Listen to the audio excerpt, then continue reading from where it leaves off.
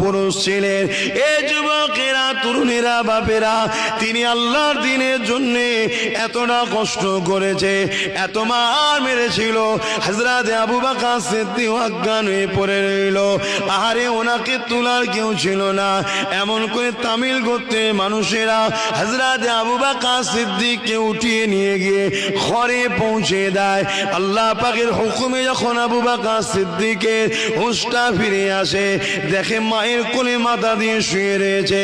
হুঁশটা ফেরার পরে সর্বপ্রথম জবানে যে কথাটা বলেছিলেন, ইয়া উম্মি কাইফা হালুন নবী, আমার আম্মা জান, আমার নবী কেমন আছে। নিজে রক্তাক্ত, নিজের শরীর ফেটে গেছে, পুরো রক্তে ভিজা শরীর, অজ্ঞান হয়ে পড়েছিল, জ্ঞান ফিরেছে।